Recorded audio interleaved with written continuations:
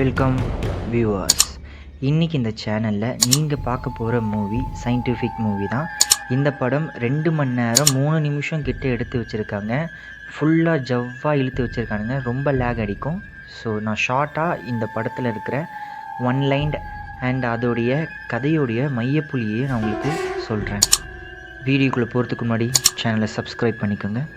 இந்த படத்துடைய தொடக்கத்திலேயே 1.5 நிமிஷம் இந்த மாதிரி பிளாக் ஸ்க்ரீனில் மியூசிக் ஓட விடுறாங்க.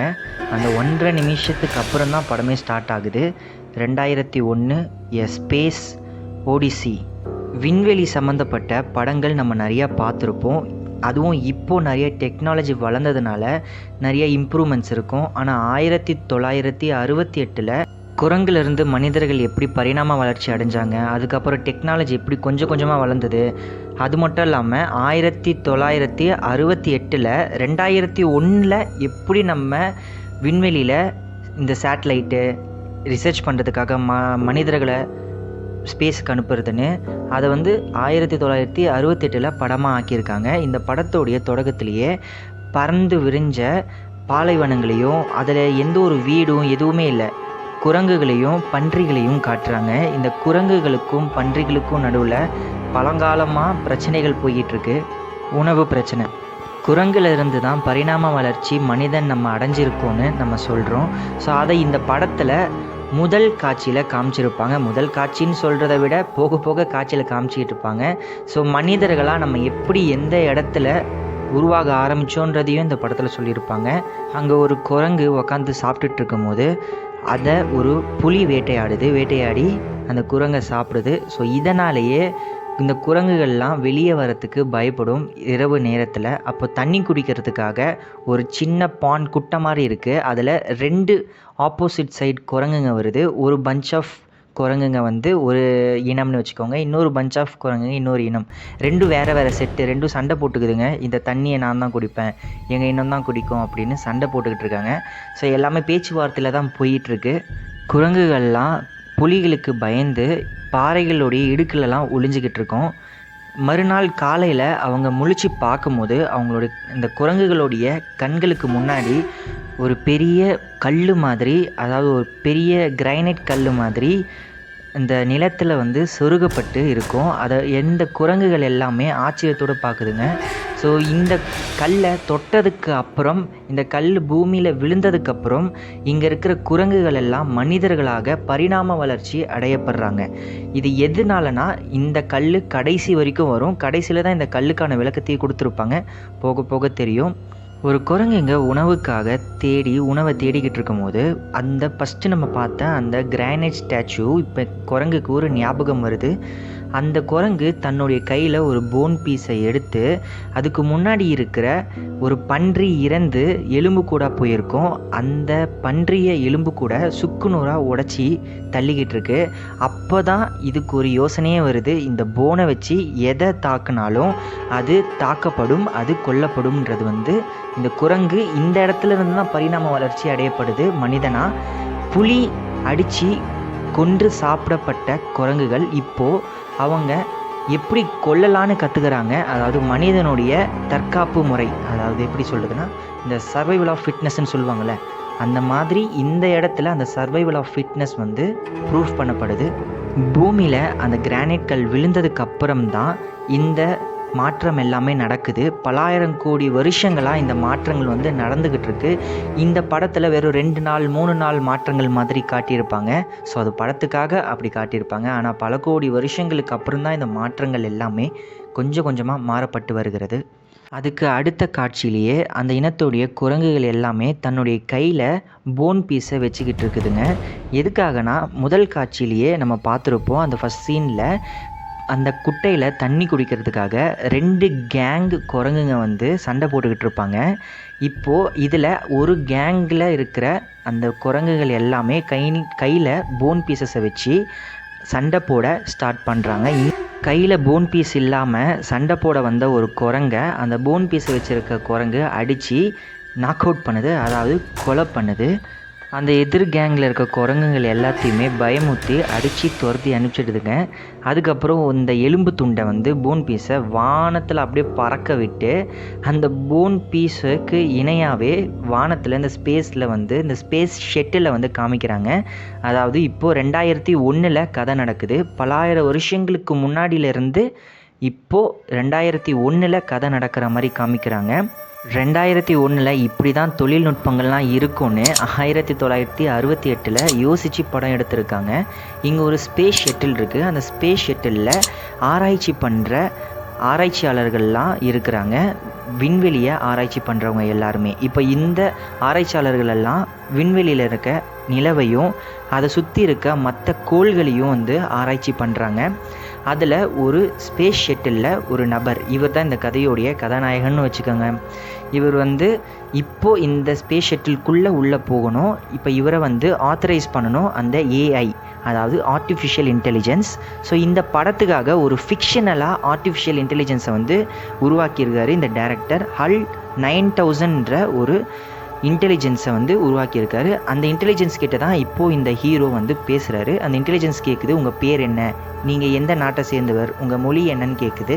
இவரும் உடனே அவருடைய மொழியையும் அவருடைய நாட்டையும் சொல்கிறாரு. சொன்ன உடனே கிராண்டட், நீங்கள் உள்ளே போகலாம்னு அனுமதியும் கொடுக்குது.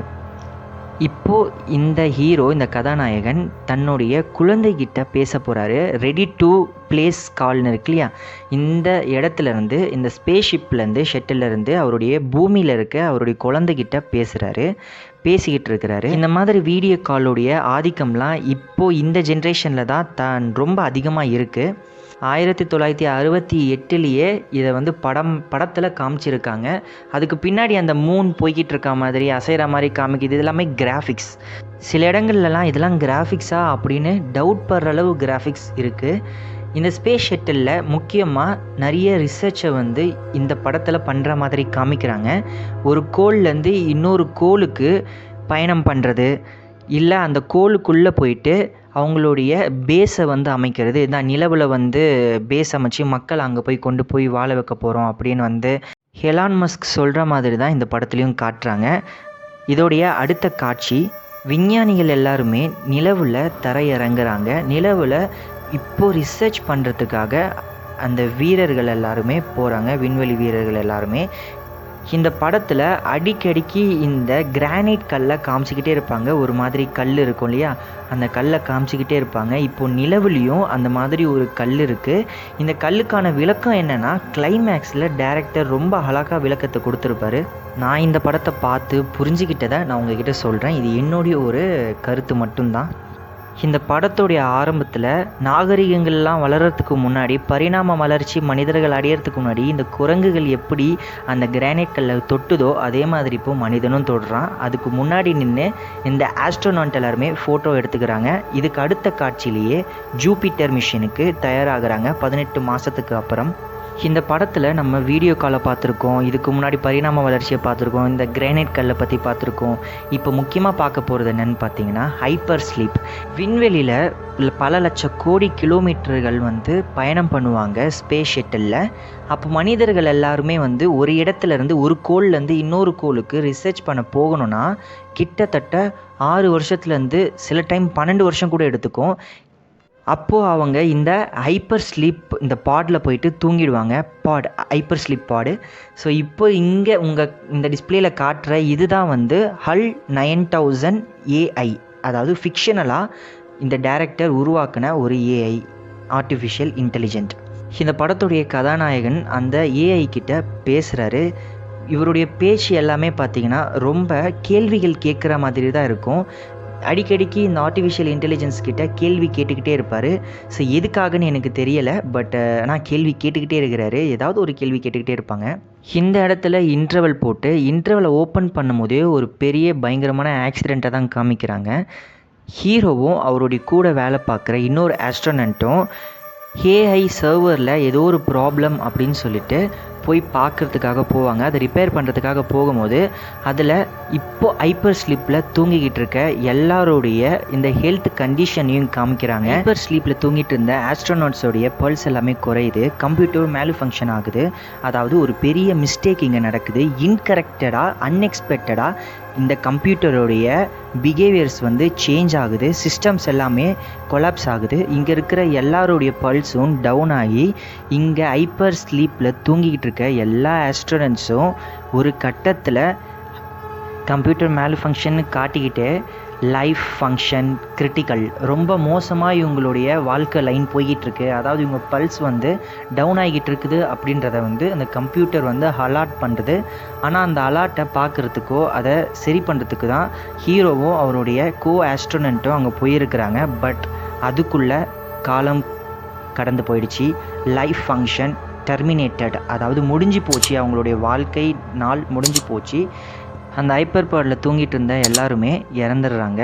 இந்த ஏஐயும் எதுவுமே சொல்லாமல் இந்த படத்தில் பாதி சீன் பாதி காட்சிகளை வந்து மியூசிக் போட்டு ஸ்லோவாக ரொம்ப ஒரு விஷயத்தை வந்து ஹிடன் டீட்டெயிலாக வந்து இந்த படத்தில் நிறைய விஷயங்களை வந்து டைரக்டர் வச்சுருக்கிறாரு. அதாவது ஏஐன்றதை வந்து எப்படி அவர் பார்க்குறாரு, அந்த ஏஐ வந்து என்னென்ன விஷயங்கள்லாம் வந்து செய்ய போகுது, ஃப்யூச்சரில் எவ்வளோ ஆபத்துக்கள் இந்த ஏஐயால் இருக்குதுன்றதை வந்து இந்த படத்தில் சொல்லணுன்னே ஹிடன் டீட்டெயில்ஸ் நிறையா வச்சுருக்கிறாரு. அந்த ஹிடன் டீட்டெயில்ஸ் தான் இதெல்லாம். இதை பார்க்கும்போது ஹிடன் டீட்டெயிலாக தெரியும், ஆனால் இப்போ நமக்கு தெரியுது. ஆனால் 1968 இருக்கிற மக்களுக்கு புரிஞ்சிருக்குமானா எனக்கு தெரியல, பட் புரிஞ்சிருக்கலாம். இப்போது இந்த எரரை கரெக்ட் பண்ணுறதுக்காக ஹீரோ வந்து அந்த ஷட்டில்லேருந்து ஸ்பேஸ் ஷட்டில்லேருந்து இன்னொரு ஸ்பேஸ் ஷட்டிலுக்கு வராரு. கடைசியாக ஒரு வழியாக அந்த ஸ்பேஸ் ஷட்டிலுக்கு வந்துட்டார். ஆனால் அவருடைய கோ ஆஸ்ட்ரோனட்டு இறந்துடுறாரு. அவர் அந்த பிரபஞ்சத்திலேயே தள்ளப்படுறாரு. இப்போ இவர் இங்கே போயிட்டு அந்த ஏஐயோடைய HAL 9000 என்ற ஃபிக்ஷனல் ஆர்டிஃபிஷியல் இன்டெலிஜென்ஸோடைய மெமரி கார்டை செக் பண்ணுறாரு. ஒவ்வொருத்தருடைய மெமரி கார்டையும் அவர் பார்க்குறாரு. மெமரி கார்டுனா என்னென்னா அந்த ஹைப்பர் ஸ்லீப்பில் தூங்கிட்டு இருந்தவங்களுடைய மெமரி கார்டு, அவங்களுடைய மெமரி, இந்த இடத்துல அந்த ஸ்பேஸ் ஷட்டிலில் நடந்த ஒவ்வொரு இன்சிடெண்ட்டோடைய மெமரிஸ் எல்லாமே இந்த ஏஐ வந்து அதோடைய சர்வரில் ரெக்கார்ட் பண்ணி வச்சுருக்கோம். அதை வந்து பார்க்க தான் இப்போது இந்த படத்துடைய கதாநாயகன் அந்த ரூம்குள்ளே போகிறாரு. அந்த சர்வர் ரூம்குள்ளே இந்த ஸ்பேஸ் ஷட்டில்குள்ளேயே அதுக்கான சர்வருக்கான ரூமை வந்து தனியாக ஃபிக்ஸ் பண்ணி வச்சுருக்காங்க. இதுக்கு அடுத்த காட்சியிலேயே அந்த கிரானைட் ஸ்டோன், அந்த கல் பிரபஞ்சத்தில் பறந்துக்கிட்டு இருக்கு. எந்த கிரகத்தில் எந்த கோளில் போய் இந்த கல் விழ போகுதுன்னு தெரியலை. படத்தோடைய கடைசி காட்சி வரை இந்த கல்லை காமிச்சிக்கிட்டே இருப்பார் டைரக்டர். இந்த கல்லை வச்சு என்ன தான் சொல்ல வரார் அப்படின்னு எனக்கு தெரிஞ்சதை நான் சொல்கிறேன். இந்த கல் எந்த இடத்துலலாம் போய் விழுதோ அந்த இடத்துல இருக்கிற உயிரினங்கள் எல்லாமே பரிணாம வளர்ச்சி அடையுது. அதில் தான் பரிணாம வளர்ச்சி அடைஞ்சது மனிதர்களாக. அந்த ஸ்டோன் எந்த இடத்துலலாம் போய் விழுதோ அதோடைய சுவடுகள் எந்த இடத்துலலாம் இருக்குதோ அந்த இடத்துல அறிவு பிறக்குது. அறிவு கண்ணுன்னு சொல்லுவாங்க இல்லையா, ஞானக்கண். அந்த ஞானக்கண் வந்து திறக்கப்படுது, அறிவு கொடுக்கப்படுது. அதாவது ஆரம்ப காலத்தில் நம்மளுடைய முன்னோர்களுக்கு பரிணாம வளர்ச்சி அடையப்பட்ட முன்னோர்களுக்கு எப்படி வந்து அறிவுகள் கிடைச்சிருக்கும் அப்படின்றத இந்த டைரக்டர் வந்து இந்த கல் மூலிமா சொல்லியிருக்கிற. இதுவும் வந்து வரலாற்றில் இருக்கப்பட்ட ஒரு செய்தி தான் இந்த கல்லும். சரி, ஓகே, பேக் டு ஸ்டோரி. இப்போ இந்த கதைக்குள்ளே போவோம். இப்போ இந்த படத்தோடைய கதாநாயகன் வந்து ஏதோ ஒரு இந்த டைம் ட்ராவல் பண்ணுற மாதிரி பண்ணிக்கிட்டு இருக்கிறாரு. அதாவது மில்கி வே கேலக்ஸி, இந்த கேலக்ஸி பிரபஞ்சங்களுக்குள்ள பிரபஞ்சங்கள், இந்த சின்ன சின்ன குட்டி குட்டி பிரபஞ்சங்களெல்லாம் தாண்டி அவருடைய ஸ்பேஸ் ஷட்டில் போகிற மாதிரி காமிக்கிறாங்க. இந்த படத்துடைய கதாநாயகன் ஜூபிட்டரை ஆராயறதுக்காக ஜூபிட்டர் மிஷினில் தான் வராரு அந்த ஸ்பேஸ் ஷட்டிலில். அதில் குளறுபடியாகி அதிலிருந்து ஒரு ஸ்பேஸ் ஷட்டிலில் பிரிஞ்சு தான் இந்த பிரபஞ்சத்துக்குள்ளே இந்த மில்கி வே கேலக்ஸிக்குள்ளே கேலக்ஸிலெலாம் தாண்டி ஏதோ ஒரு ஃப்ளாஷ் கட் ஆகி ஏதோ ஒரு வீட்டுக்குள்ளே இருக்கிற மாதிரி அவர் நிற்கிறாரு. அந்த ஸ்பேஸ் ஷட்டிலும் வந்து ஏதோ ஒரு ரூமுக்குள்ளே இருக்குது. அந்த ஸ்பேஸ் ஷிப்லேருந்து அவர் வெளியே வந்து அந்த இடத்தையே ரொம்ப ஆச்சரியமாக பார்க்குறாரு. இதுக்கு முன்னாடி அந்த மாதிரி இடத்த பார்த்ததே இல்லாத மாதிரி பார்க்குறாரு. நிஜமாலே இந்த மாதிரி இடங்களை நானும் பார்த்ததில்ல. சினிமாவில் செட்டு போட்டு இப்படி எடுத்துருவாங்க, நிஜத்தில் இருக்கா அப்படின்னு எனக்கு தெரியலை, நான் பார்த்ததில்லை. இந்த இடத்துல ஒரு வயசானவர் உட்காந்து சாப்பிட்டுட்டு இருக்கிறார்ல, இவரை இந்த படத்துடைய டைரக்டர் ஒரு கடவுளாக போர்ட்ரேட் பண்ணுறாரு.